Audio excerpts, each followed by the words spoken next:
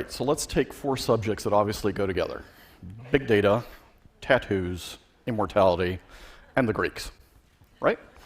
And the issue about tattoos is that without a word, tattoos really do shout.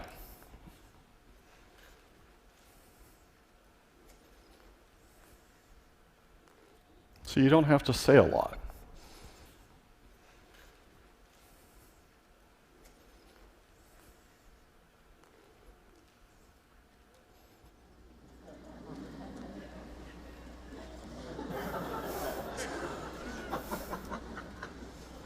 And tattoos tell you a lot of stories.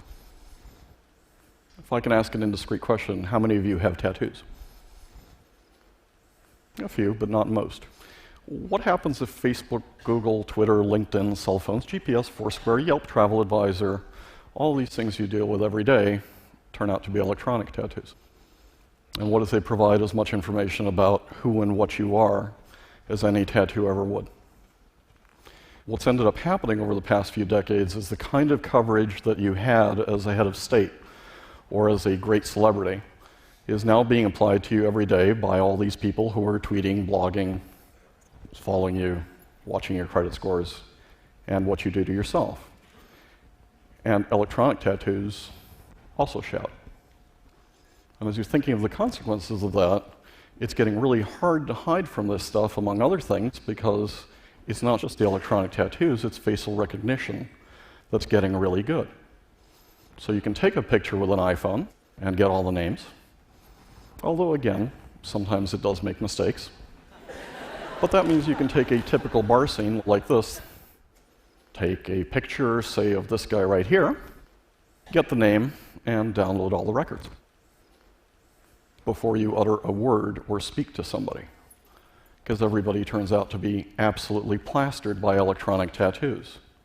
And so there's companies like Face.com that now have about 18 billion faces online. Here's what happened to this company.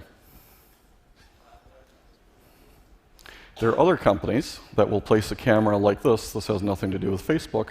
They take your picture, they tie it to the social media, they figure out you really like to wear black dresses. So maybe the person in the store comes up and says, hey, we've got 5 black dresses that would just look great on you. So what if Andy was wrong?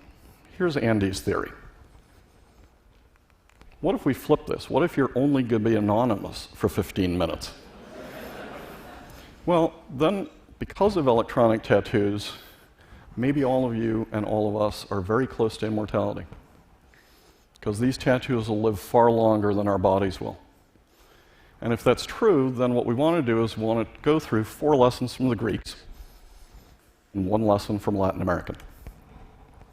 Why the Greeks? Well, the Greeks thought about what happens when gods and humans and immortality mix for a long time. So lesson number 1, Sisyphus.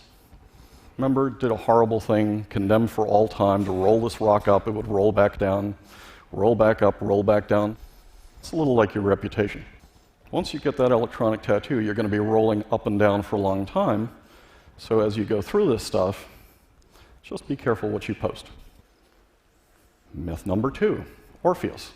Wonderful guy, charming to be around, great partier, great singer, loses his beloved, charms his way into the underworld, only person to charm his way into the underworld, charms the gods of the underworld. They release his beauty on the condition he never look at her until they're out. So he's walking out and walking out and walking out, and he just can't resist. He looks at her, loses her forever. With all this data out here, it might be a good idea not to look too far into the past of those you love. Lesson number 3, Atalanta. Greatest runner. She would challenge anybody.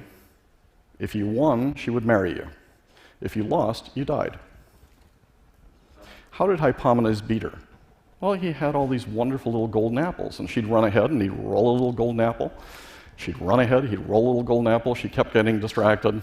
He eventually won the race. Just remember the purpose is all these little golden apples come and reach you, and you want to post about them or tweet about them or send a late message.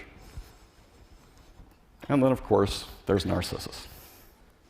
Nobody here would ever be accused or be familiar with Narcissus. But as you're thinking about Narcissus, just don't fall in love with your own reflection. Last, a lesson from a Latin American. This is the great poet Jorge Luis Borges. When he was threatened by the thugs of the Argentine military junta, he came back and said, "Oh, come on, how else can you threaten other than with death?" The interesting thing, the original thing, would be to threaten somebody with immortality. And that, of course, is what we are all now threatened with today because of electronic tattoos. Thank you.